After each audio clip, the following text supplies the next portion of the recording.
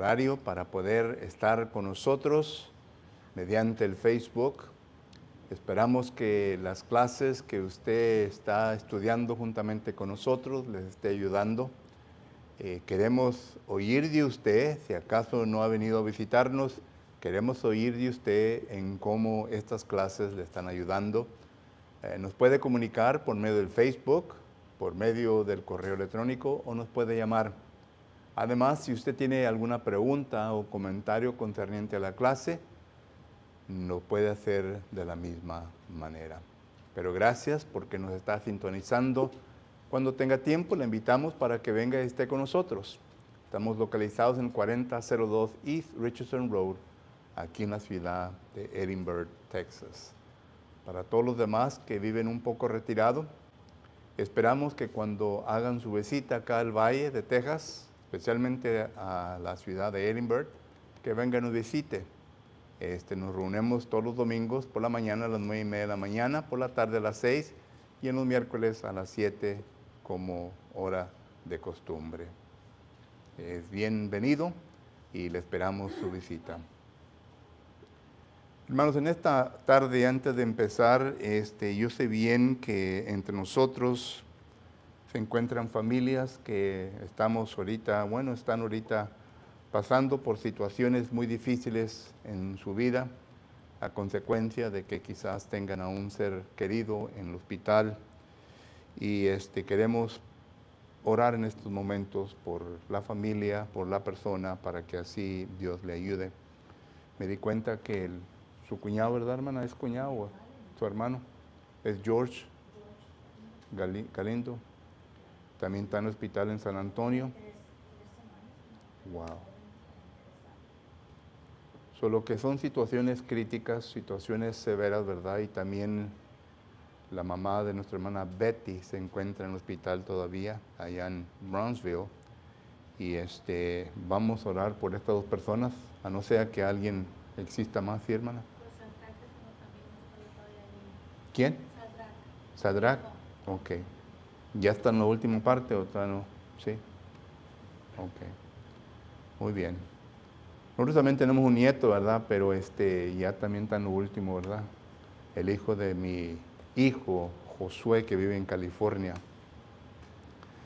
Ya se fue a dar el examen y todavía salió positivo, pero le dijeron que ya se está mejorando. Solo que vamos, nomás 2 semanas. Solo que vamos a Dios en oración por estas personas. Vamos a orar.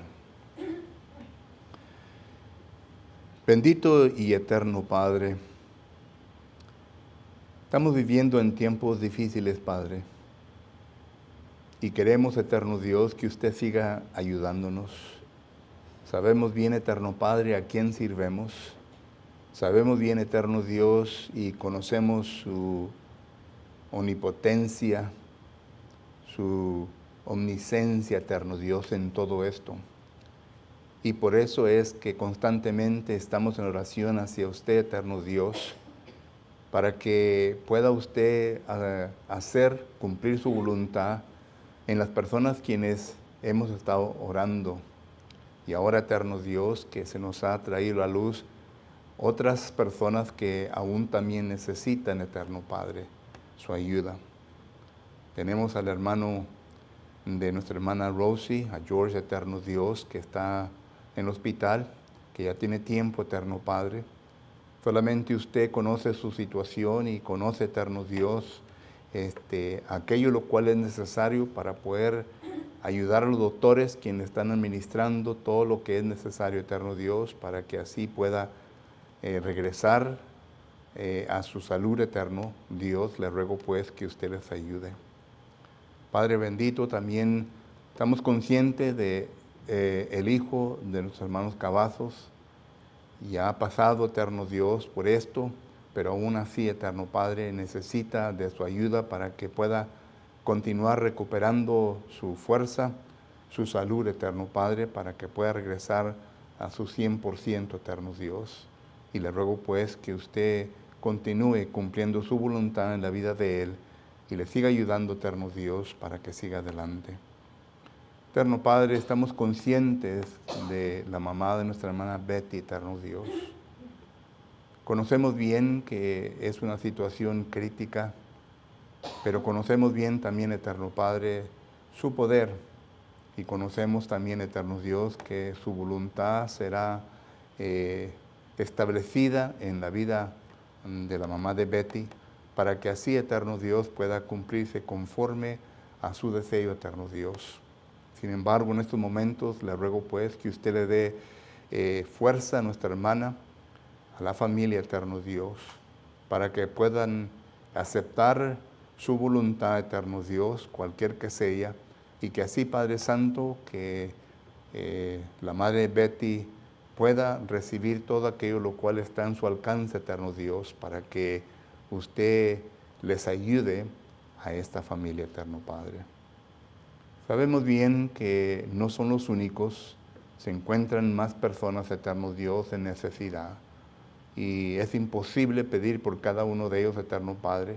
Sin embargo, le ruego pues que usted, que es omnisciente, que conoce todo, eterno Dios, que usted le ayude a cada individuo respectivamente con la necesidad que cada persona tiene, y que así, Padre eterno, su voluntad se cumpla en la vida de cada uno de ellos. Eterno Dios, en este momento estamos listos, preparados, eterno Dios, mentalmente y físicamente para poder estudiar otra porción más de su palabra. Y sabemos bien que en este día ha pasado mucho, eterno Padre. Por lo tanto, algunos de nosotros quizás nuestra mente no esté lista ni capacitada, eterno Dios, para poder recibir su palabra. Sin embargo, les pido por cada uno de nosotros, eterno Dios, que nos despoje de todo aquello lo cual puede impedir, eterno Dios, el fruto de su palabra en nuestra mente, en nuestra vida, eterno Dios. Y al escuchar su palabra, eterno Dios, le ruego pues que usted nos ayude para que si acaso, Padre Santo, lo que se va a estudiar de su sagrado libro es algo necesario para mi propia vida, que yo me pueda humillar ante usted y así, eterno Dios, hacer todo lo que es posible para poder asimilar aquello lo cual se necesita para poder seguir adelante con mi vida cristiana. Te ruego pues que estés con este servidor suyo, eterno Padre, que me ayude con mis pensamientos, con mi comunicación, eterno Dios, para que así podamos ver claramente su voluntad, su palabra, eterno Dios, y que podamos descartar opiniones personales y que podamos, eterno Dios, solamente aplicar aquello lo cual es necesario. Te ruego y te pido, eterno Padre, por todo esto, en el bendito nombre de su amado Hijo Jesucristo. Amén. En los domingos por la tarde, hermano, estamos estudiando habilidades o destrezas para vivir inteligentemente.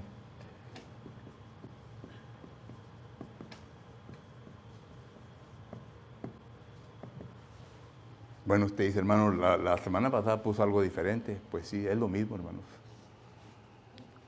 Destrezas para vivir inteligentemente. Habilidades que usted y yo necesitamos en nuestra vida cristiana para poder vivir en la vida nueva que hemos recibido gracias a Jesucristo. Y estuvimos viendo la semana pasada, ¿verdad?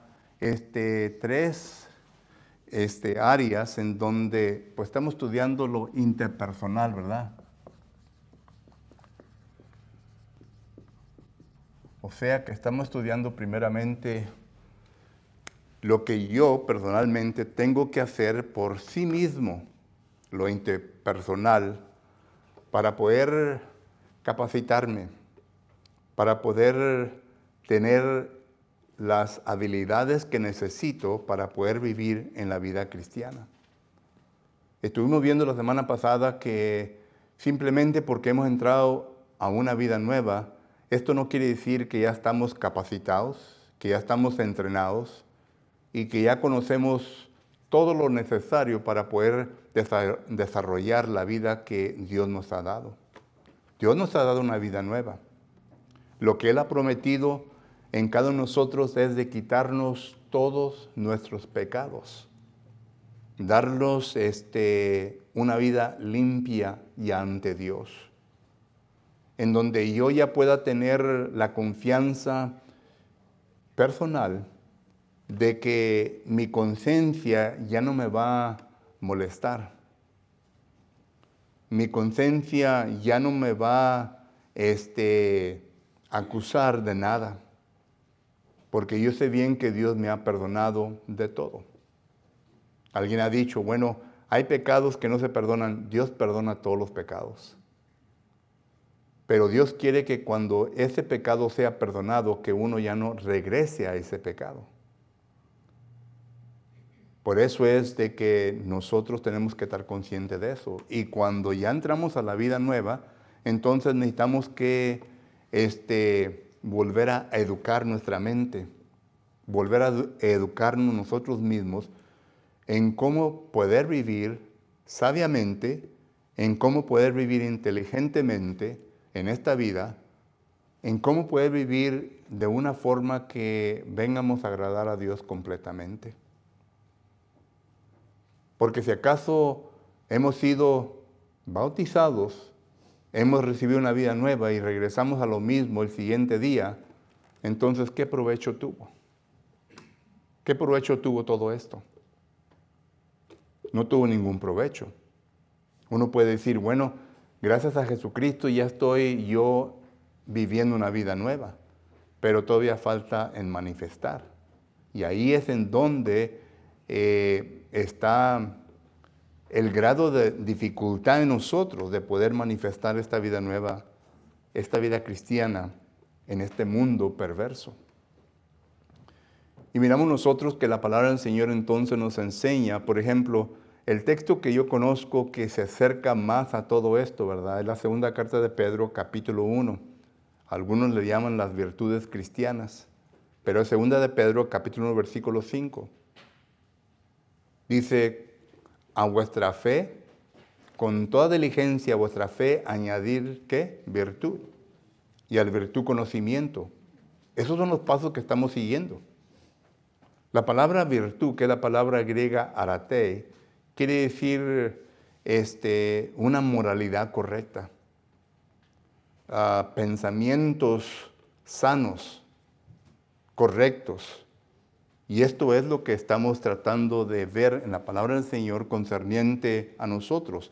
A esto se le llama lo interpersonal. Lo que yo primeramente tengo que cambiar en mi propia vida. ¿Okay? Después entramos ya en la relación que debemos de tener con el mundo, con la sociedad. Porque recuerde que cuando empezamos a ver esta introducción a este estudio, estuvimos viendo de que cuando entramos a la vida nueva, hay tres áreas a las cuales tenemos que prepararnos para estas tres áreas. Lo primero es la relación o relaciones. Lo segundo es las decisiones. Y lo tercero es las acciones. Estas tres áreas se necesitamos que prepararnos para confrontar estas tres áreas. Las relaciones, las decisiones que vamos a hacer y las acciones nuestras. Y ahorita estamos solamente viendo el área de relación, pero empezamos con la relación interpersonal, o sea, la relación que yo debo de tener conmigo mismo. El cambio que yo debo tener conmigo mismo.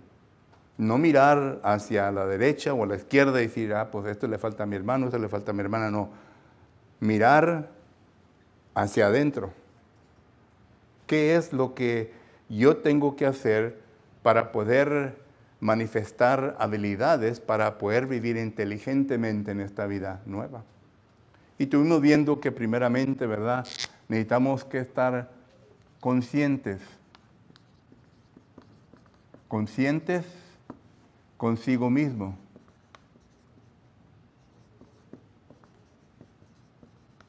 Debemos estar conscientes consigo mismo. Es decir, conscientes de quiénes somos nosotros. Nosotros podemos ver los defectos de todos menos los de nosotros. Podemos apuntar dedos a todos los demás, pero menos los de nosotros. Es un poco difícil, ¿verdad? Pero no imposible. Porque quien me conoce mejor a mí soy yo y Dios. Dios me conoce. Bueno, Satanás también me conoce. Pero Dios me conoce y yo me conozco a mí mismo.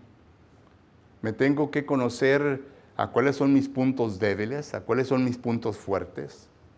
Me tengo que conocer qué es lo que me hace reír, qué es lo que me hace llorar, qué es lo que me baja la estima de sí mismo. Me tengo que conocer, conocerme a sí mismo, estar consciente. Solo que la pregunta que hicimos cuando estudiamos este punto, ¿verdad? ¿Se conoce usted? ¿Se conoce usted mismo? ¿Sabe bien quién es usted? No lo que pretende enseñar o decir que es, sino realmente lo que es. Lo que es. Cuando miramos al apóstol Pedro, miramos al principio a un hombre agresivo. Un hombre que no pensaba, sino que actuaba antes de pensar. En ocasiones, algunos de nosotros somos así, ¿verdad? Actuamos y después pensamos. Después viene, bueno, pues gracias a Dios que inventó el I'm sorry, ¿verdad? I'm sorry. Pero lo hubieras pensado antes. Lo hubieras pensado antes. Solo que son cositas, ¿verdad? Que nosotros debemos de entender que tengo que estar consciente de sí mismo. ¿Quién soy yo? ¿Quién soy yo como persona? Mis puntos débiles, mis puntos fuertes. Porque esto me va a ayudar en mi preparación para una vida nueva.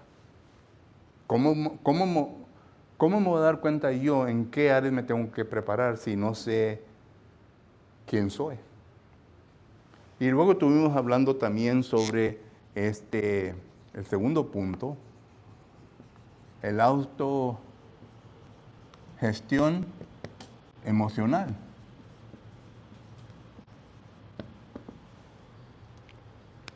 Y noten que esto está tocando los puntos, ¿verdad? Por ejemplo, nosotros somos compuestos de lo físico, somos compuestos de lo emocional y también nuestra inteligencia, ¿verdad? La facultad de razonar. Pero aquí estamos hablando de la autogestión emocional. Sus emociones. ¿Cuáles son las emociones con las cuales usted tiene problemas? El enojo es una emoción, ¿verdad? Estuvimos hablando del enojo. Efesios capítulo 4, versículo 26 dice que no se acabe el día con su enojo, ¿verdad? Y estuvimos viendo varios versículos concernientes a eso. Miramos por lo menos dos áreas que yo pienso que yo lucho y usted quizás pueda luchar. El enojo y también los deseos de la carne. Son emociones que tenemos. Los placeres que nos gusta.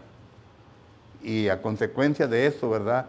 Muchas de las veces tenemos la tendencia de escuchar más a nuestras emociones que a la palabra de Dios. Que lo que Dios tiene que decirnos o nos dice o nos enseña.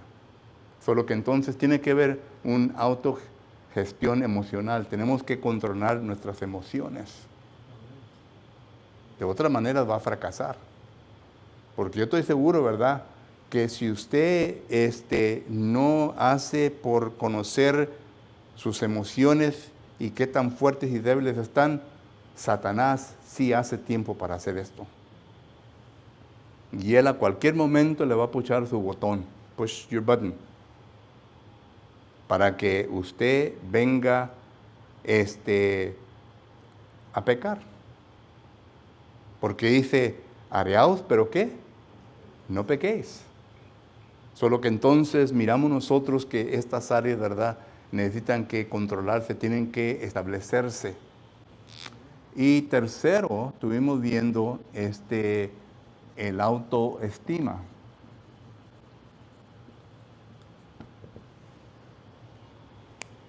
El autoestima. ¿Saben ustedes que cuando no nos estimamos nosotros mismos, y esto está basado en lo que dice Mateo capítulo 22, versículo 39, Jesucristo le dice, y el segundo mandamiento es semejante, ¿verdad? Amarás a tu prójimo como ¿qué? A ti mismo. Muchas veces nosotros, hermanos, no nos amamos a nosotros mismos. No nos amamos a nosotros mismos. Y batallamos para amar a otras personas. Porque no nos amamos a nosotros mismos. Batallamos en amarnos a nosotros mismos. Y en ocasiones esto nos lleva a un punto de que cuando cometemos algo contra Dios, no nos perdonamos. Yo he oído jóvenes que dicen, I hate who I am. ¿No han oído jóvenes que digan eso? Quizás usted también haya expresado la expresión, odio como soy. ¿Quién soy? No me vengo a estimar a sí mismo. Me vengo a ver en un punto muy bajo. Y cuando me vengo a ver en ese estado, hermanos, ya empiezan más problemas en nuestra vida. Y no venimos a demostrar una habilidad para vivir inteligentemente en la vida nueva. Lo demostramos. Y esto fue lo que estudiamos la semana pasada. Y le dije que íbamos a estudiar parte 2 porque no terminamos con lo demás. Pero también miramos nosotros que debe de haber un auto que examinación.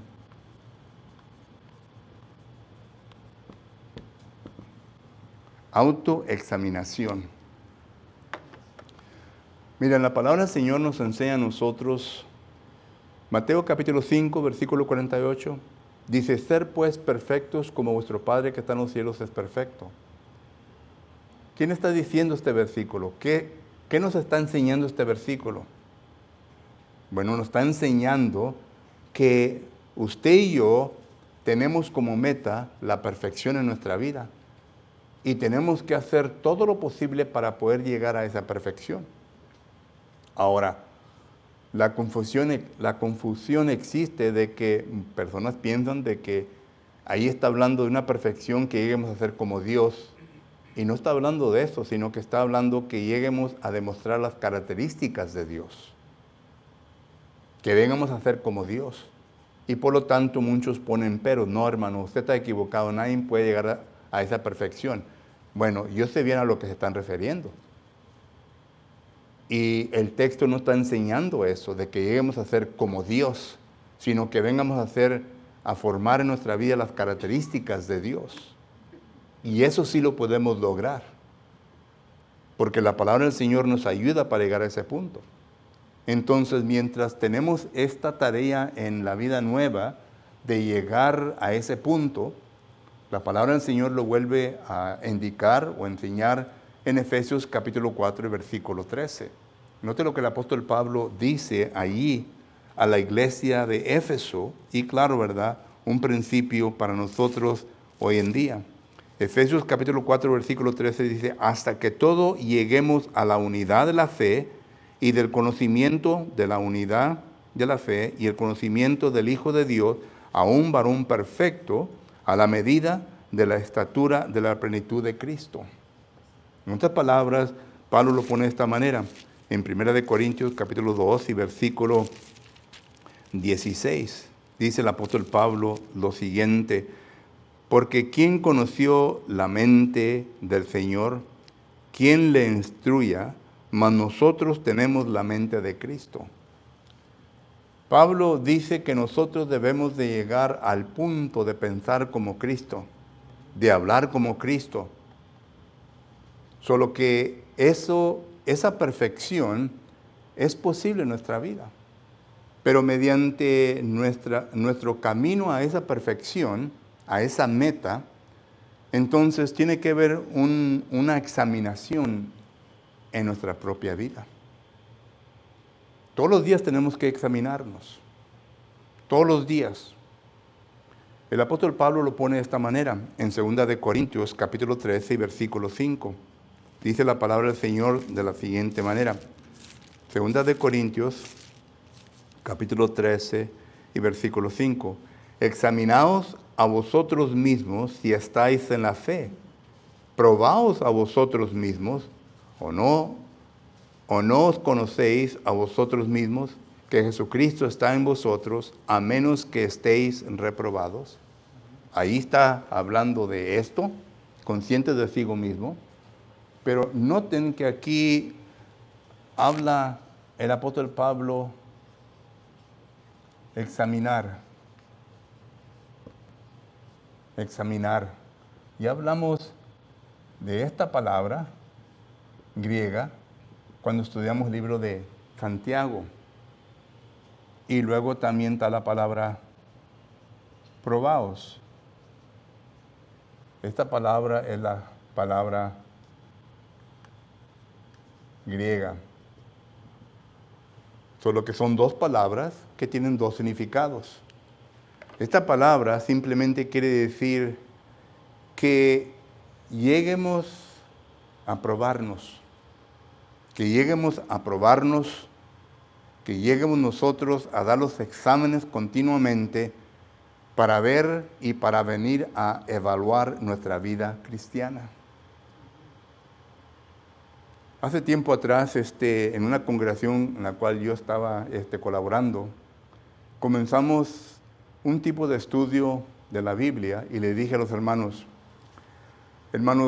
después de que cada lección que estudiemos, va a haber una prueba. Y un hermano levantó la mano y dijo, hermano, yo pensé que ya había acabado la escuela. Y le dije, ¿por qué, hermano? Dijo, nomás en la escuela se dan pruebas para ver si acaso estamos captando lo que estamos recibiendo como instrucción. Le dije, pues ¿no cree usted que sería mucho más importante tener pruebas concerniente a la palabra del Señor, a ver si estamos captando lo que estamos recibiendo de parte de Dios? Y esto es lo que Pablo está diciendo.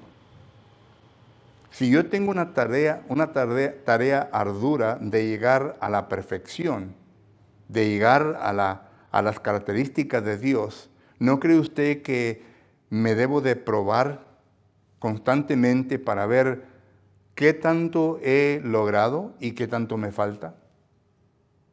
Por ejemplo, si yo le dijera a usted hoy en esta noche, hermano tal fulano, ¿en dónde se encuentra usted en su aspiración hacia la perfección? ¿En dónde se encuentra? ¿Al principio? ¿A medias? ¿A 3/4 del camino? ¿O ya llegó?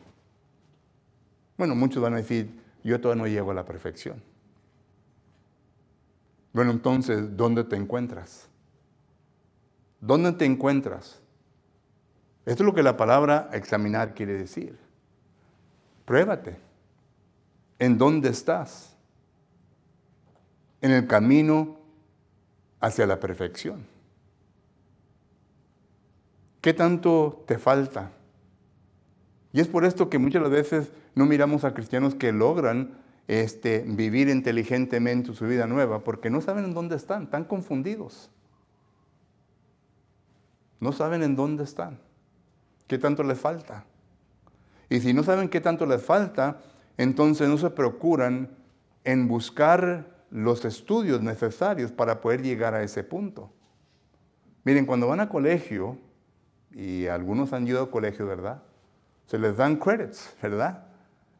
Y ahí viene el consejero, el counselor, y le dice a los estudiantes, ¿verdad?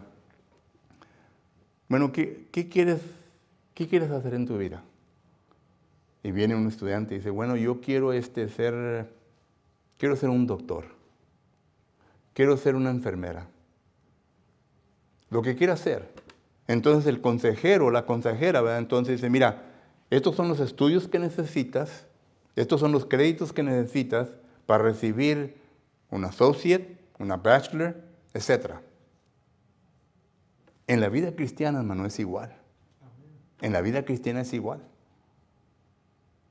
¿A qué punto quiere usted lograr? ¿A qué punto quiere usted llegar? Bueno, yo quiero llegar a la perfección. Estoy seguro que usted también quiere llegar a la perfección. Y estamos luchando toda nuestra vida para llegar a ese punto. Pero mi pregunta es, ¿sabe usted qué tanto le falta? Y si no sabe usted qué tanto le falta, entonces no ha habido un examen en su vida. No ha habido examen en su vida. No se ha examinado, no se ha puesto a prueba. No se ha puesto a prueba. Si alguien le dice, bueno, ¿conoces tú el plan de salvación? ¿Lo puedes enseñar a alguien? ¿Puedes enseñarle a alguien el plan de salvación? Y esto es lo básico. Los hermanos a los cuales el escritor le escribe de los hebreos, note lo que dice. En Hebreos capítulo 5 y versículo 11, le dice el autor, acerca de esto tenemos mucho que decir, Hebreos 5:11, acerca de esto tenemos mucho que decir y difícil de explicar por cuanto os habéis hecho tardos para oír. Noten cómo les está hablando aquí el autor a esta audiencia. Dice, ustedes se han cerrado su mente, no quieren recibir información, no quieren recibir conocimiento, por lo tanto es muy difícil de que yo les explique todo esto. Y al último nos damos cuenta que el autor le está diciendo, yo no puedo darles carne, o sea, cosa sólida. Yo no puedo darles enseñanza profunda porque ustedes no la van a entender, te van a confundir. Y luego el versículo 1 del capítulo 6 dice, por tanto, dejando ya los rudimientos de la doctrina de Cristo, vamos adelante a la perfección, no echando otra vez el fundamento de arrepentimiento, de obras muertas, de la fe en Cristo. Noten, el escritor le dice, ¿sabes qué? Ustedes están basados en lo básico. Bueno, ni aún en lo básico, dice. Y temo que muchos cristianos se encuentren en ese mismo estado, hermanos. En lo básico. Algunos no saben ni explicar cómo empezó la iglesia. Algunos no saben ni explicar qué es la iglesia de Cristo. Algunos saben explicar cuál iglesia es la iglesia de que la Biblia o el Nuevo Testamento habla. Algunos saben explicar bien correctamente la adoración que Dios le ha dado a la iglesia. A eso me refiero. Y cuando yo entonces entiendo de que no puedo explicar lo básico, el plan de salvación, que no puedo explicar lo que es la iglesia de Cristo, que no puedo comunicar varias cosas básicas, entonces yo me examino y me digo, entonces, ¿qué es lo que me falta? ¿Qué es lo que me falta? ¿Qué estudios me falta? Entonces ya trato de hablar con los ancianos, trato de hablar con el predicador, a ver si acaso me puede enseñar o puede enseñar clases, ¿verdad?, para llegar a ese punto. Cuando el predicador anciano se para aquí, ¿verdad?, son clases generales, que algunos necesitamos, otros no necesitamos. Por eso es que algunos dicen, bueno, esa clase estuvo un poquito aburrida, porque quizás ya conozcan la materia. Pero para otros dicen, no, hombre, ese hermano predicó bien. Pero es que hay diferentes niveles. Mi punto es tiene que haber una examinación. Entonces, usted y yo tenemos que examinarlos. ¿Qué nos falta en nuestra vida? Pero está la palabra probaos. Y esta palabra griega. Y esta palabra quiere decir distinguir, de construir, ¿verdad? O de llegar a los puntos principales. Es decir, mirar qué es lo que realmente me falta en mi vida y proseguir esa avenida para poder llegar al punto que quiero hacer. Vas a un gimnasio, ¿verdad? Y hay un montón de espejos. Y uno dice, bueno, ¿por qué hay un montón de espejos? Porque estás tratando de aumentar músculos en tu cuerpo, ¿verdad? Y ahí está uno con la barra y te está mirando en el espejo, ¿verdad? Y se está mirando, ¿verdad? Se está mirando para ver dónde necesita que aumentar el músculo. ¿Qué dice la palabra del Señor en Santiago capítulo 1? Que la palabra del Señor, ¿qué es qué? es espejo. Es espejo. Y a la palabra del Señor vamos nosotros para ver qué es lo que yo necesito, en dónde necesito que aumentar mis músculos espirituales, para que pueda yo no solamente vivir inteligentemente en la nueva vida, pero también que pueda ayudar a otras personas. Solo que esto es lo que este texto nos está enseñando, 2 de Corintios, capítulo 13 y versículo 5, una examinación en nuestra vida. ¿Ok? Vamos a seguir adelante porque el tiempo se me acaba, hermano. Quiero acabar con este punto, ¿verdad? Y luego está el automotivación.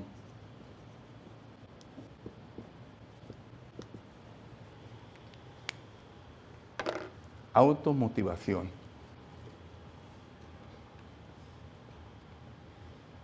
¿Qué tan motivados estamos nosotros de la vida cristiana?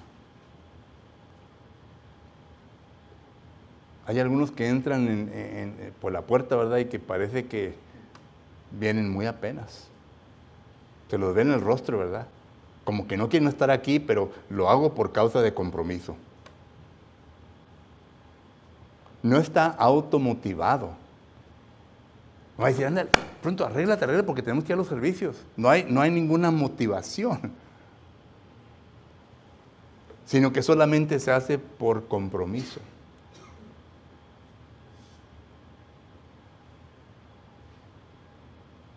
¿Qué es lo que motiva a una persona?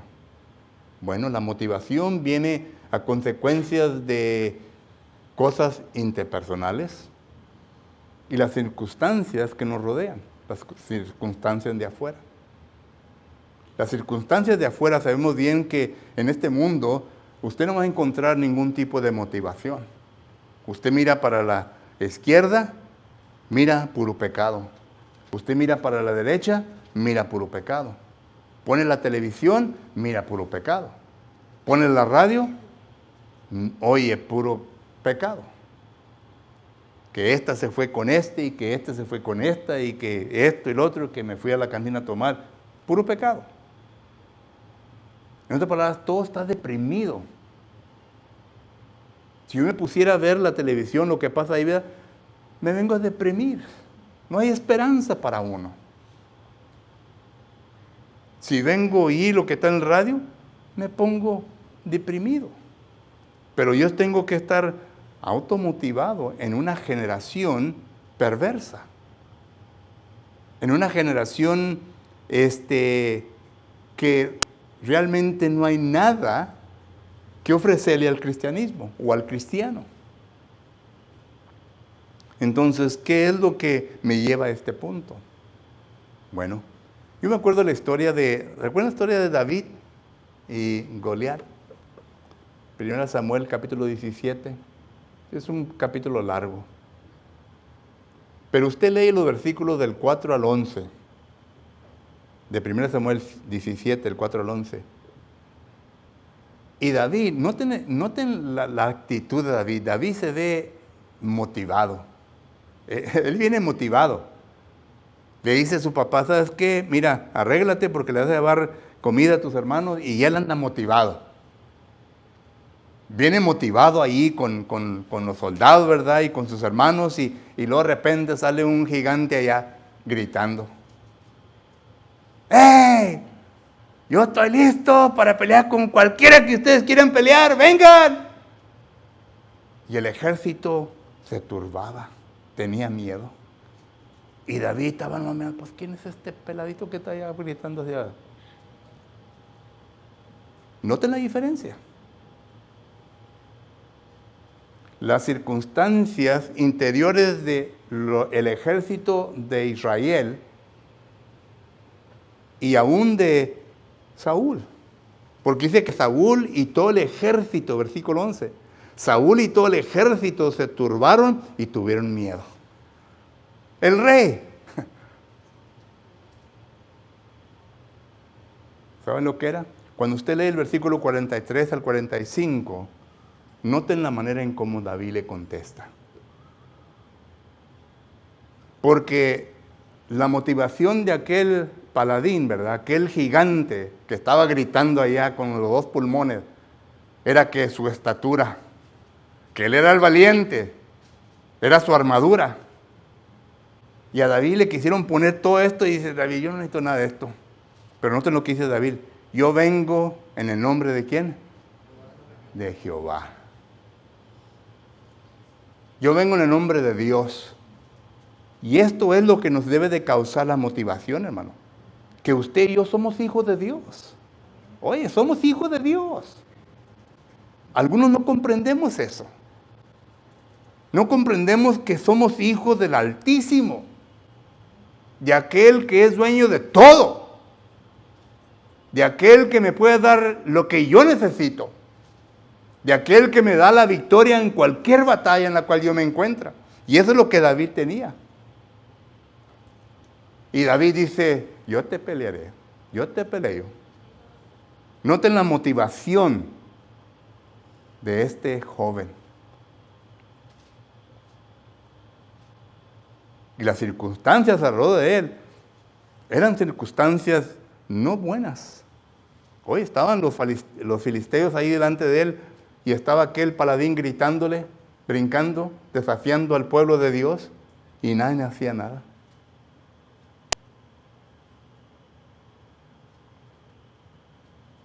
¿Qué tantas veces hemos visto nosotros cristianos de la misma manera? ¿Qué tantos Goliaths, hermanos y hermanas, no confronta usted cada día en su vida? ¿Y a cuál es el nivel de su motivación en su vida al enfrentar estos desafíos? Y si no hay mucha motivación, si su nivel está muy bajo, entonces la confianza interior, la interpersonal de usted es muy baja. Su Dios es un Dios, mire, así, pequeñito. Pero nuestro Dios no es pequeño. Nuestro Dios es grande y poderoso en todo. Que no importa lo que nos venga a enfrentar, nosotros podemos, hermanos. Y esto es lo que nos pasa a nosotros. Mira, la iglesia de Cristo pudiera hacer cosas tremendas, pero lo que falta son hermanos y hermanas, ¿me entienden? Que tengan el valor, la confianza y la fuerza de enfrentarse y decir, no importa lo que pase. Claro que va a haber ocasiones, ¿verdad?, que vamos a perder. Una guerra se pierden soldados.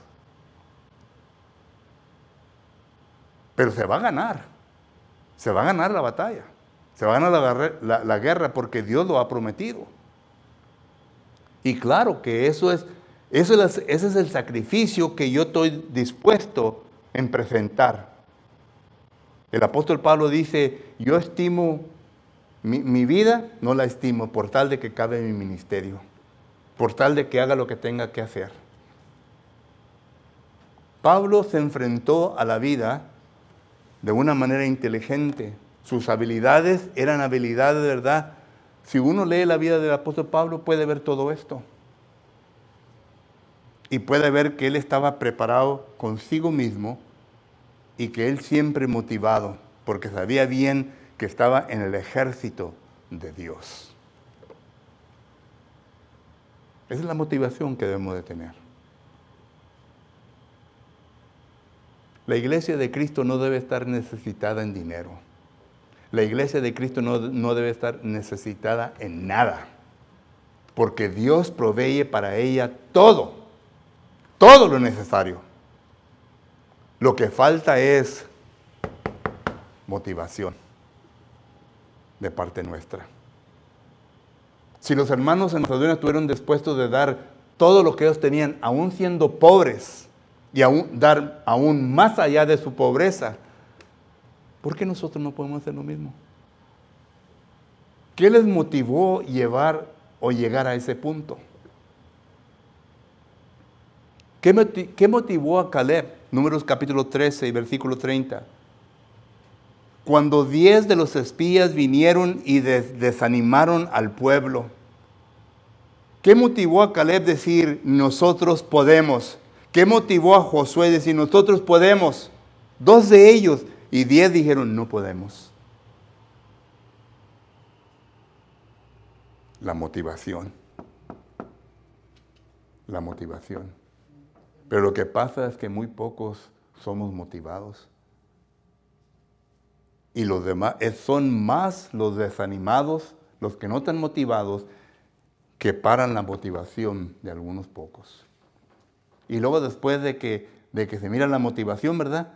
Ya no solamente comienzan a parar el trabajo, lo que se está haciendo, sino que comienzan a atacar el carácter de las personas.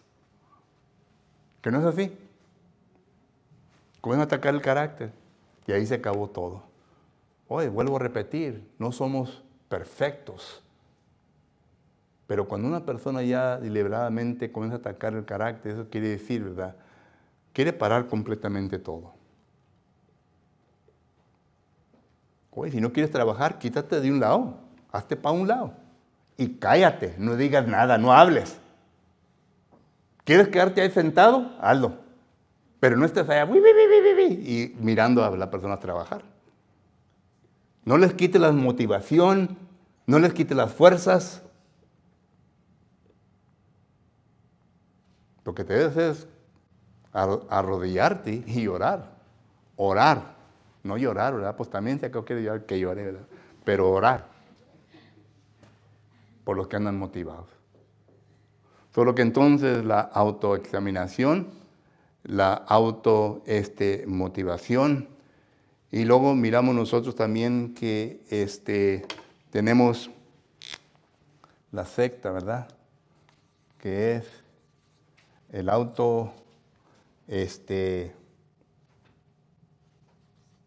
disciplina. No, esta está pesadita, ¿verdad? Esta quiere decir que debemos disciplinarnos. Miren lo que dice Proverbios capítulo 16 y versículo que es 32. Proverbios capítulo 16 y versículo 32. Dice, mejor es el que tarda en arearse que el fuerte, y el que se enseñorea de su espíritu es el que viene a disciplinar su espíritu que el que toma una ciudad. En otras palabras, yo tengo que disciplinar, y aquí la palabra espíritu quiere decir nuestra facultad de pensar, porque de ahí sale todo, ¿verdad? De ahí sale todo. Nuestra facultad de pensar, disciplinarme a sí mismo. Porque cuando yo vengo a disciplinar mi espíritu, de ahí sale todo. De la mente sale todo. ¿Ok? Sale el hablar, sale mis acciones, sale todo.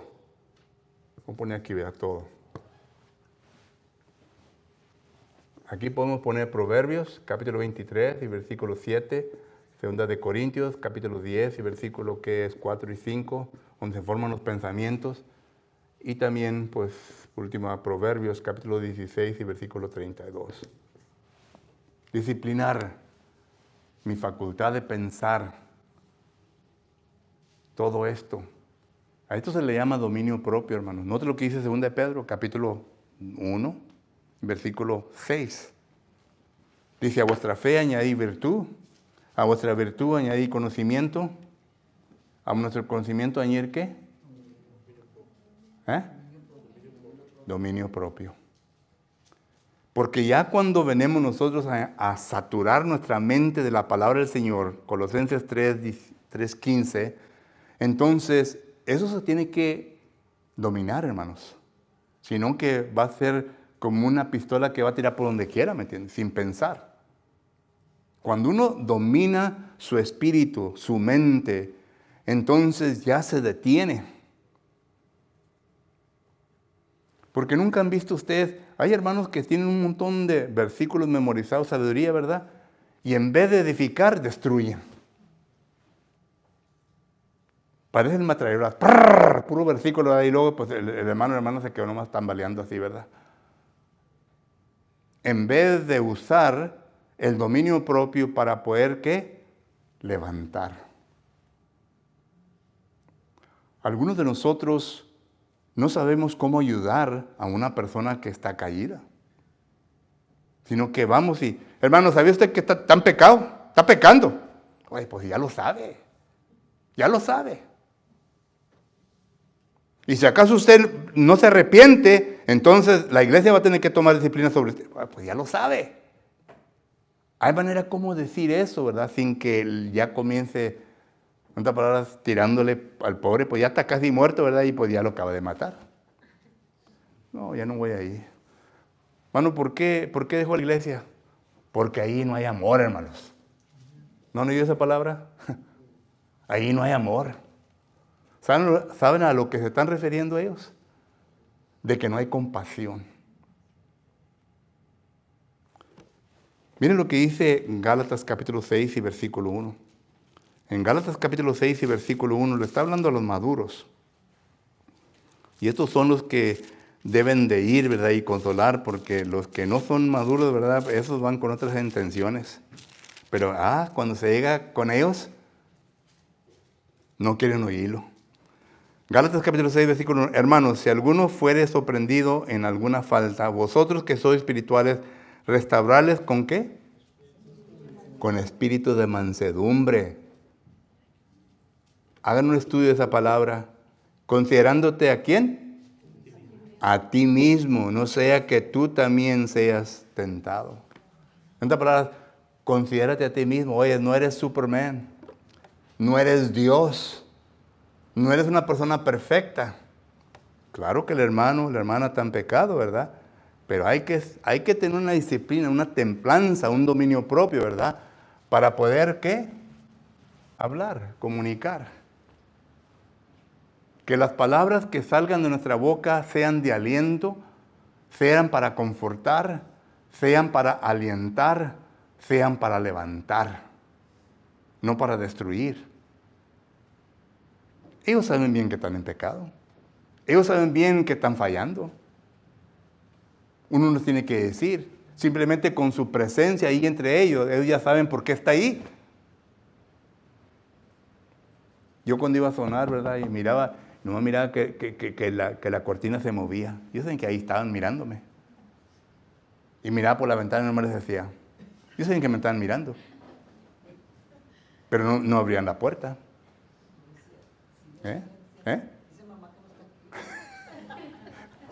Una vez me dijo, mamá me dijo que no está aquí. Le dije, sí. Pues ve y dile a tu mamá que después vengo. Pero el punto es dominio propio, hermano. Templanza en nuestras acciones, en todo, ¿verdad? Miren, nosotros como cristianos tenemos poder sobre el pecado. ¿Saben ustedes eso? Génesis capítulo 4, versículo 7, note lo que dice. Génesis 4, 7 dice de la siguiente manera: si bien hicieres, no serás enaltecido, y si no hicieres bien, el pecado está a la puerta con todo esto. A ti será su deseo, y tú, ¿qué? Te enseñarás de él. En otras palabras, en inglés es, and you shall rule over it. Tenemos dominio para dominar el pecado. O podemos llegar a ese punto. Cristo lo demostró. Muchos dicen, bueno, Cristo vivió una vida sin pecado porque fue Dios. Bueno, Cristo es Dios. Pero cuando anduvo viviendo aquí en la tierra, no vivió como Dios. Hebreos capítulo 4, versículo 15 dice, fue tentado en todo punto como nosotros. ¿Entendemos eso? Fue tentado en todo punto como nosotros y vivió sin pecado. Ese quiere decir que Jesucristo señoreó sobre el pecado, tenía disciplina propia. Eso quiere decir que nosotros podemos llegar a ese punto. Pero se lleva trabajo, hermanos, y eso es lo que no queremos, somos un poquito perezosos. Y luego la excusa, es muy difícil. Voy a pedir perdón mejor. Peco y luego pido perdón. ¿Que no es el pensamiento de muchos? Peco y pido perdón. Más fácil pedir perdón que hacer el trabajo. El trabajo es muy duro para vivir una vida sin pecado. Pero el punto es que podemos llegar al punto de tener autodisciplina, disciplina a nosotros mismos. Y cuando todo esto, hermanos, lo tengamos consigo mismo, entonces estas habilidades para vivir una vida inteligente se van a demostrar en nuestra vida. Por eso usted ve la diferencia entre algunos cristianos. Porque ellos, sea hombre o mujer, tienen las habilidades para vivir inteligentemente en su vida nueva, mientras que otros no tienen esa habilidad. Batallan, luchan en su vida para poder vivir una vida inteligente en su vida nueva. Y esos son a los cuales constantemente se les tiene que aconsejar, se les tiene que hablar, se les tiene que animar. Pero ¿saben por qué están en esa condición, hermanos? Porque ustedes no hacen su trabajo. Ustedes no hacen su trabajo. Quieren que todo se venga fácil. No se va a venir fácil. Lo que vale cuesta. Lo que vale cuesta. Y no va a estar fácil. Uno tiene que trabajar. Y gracias a Dios que entre la congregación hay hermanos y hermanas espirituales que nos ayudan a ese punto. Pero nosotros también tenemos que hacer nuestra parte. Tenemos que llegar a ese punto. El propósito del hermano espiritual y la hermana espiritual es para que ayude a los débiles a alcanzar la espiritualidad, alcanzar ese punto fuerte. Y cuando uno no quiere, ¿verdad? Cuando uno no quiere hacer su parte, entonces siempre va a estar allí. El proverbio chino, ¿verdad? Viene un chino a pedirte un pescado y le das pescado, lo vas a tener toda su vida a venir a ti para que le des pescado. Pero viene un chino, ¿verdad? Y te pide pescado y le enseñas a pescar, ya no va a venir a pedirte. Él va a ir por sí mismo a sacar su pez, ¿verdad? O pescado de ahí para comer. Y ese es el mismo concepto. Le enseñas, estudias con ellos para que ellos apliquen esos principios bíblicos en su vida y para que puedan seguir ayudando a otros. Pero en inglés la palabra es it bogs down a la congregación, a la iglesia. Cuando los espirituales, ¿verdad?, constantemente son los únicos que están haciendo trabajo, mientras que los demás no están poniendo su parte. Y se cansan. Ahora sí, hermanos, se cansan. Y por eso hay predicadores que nomás 2 años, ¿verdad?, y para otra congregación. O ancianos, diáconos, ¿verdad?, que no quieren ser diáconos, que no quieren ser ancianos por causa de que es mucho trabajo, la iglesia no está cambiando. Pero sí se puede, sí se puede. Todo empieza con lo interpersonal de uno, ¿verdad? Y poniendo todo esto en práctica. Punto. Pregunta o comentario. Wow. Ojalá que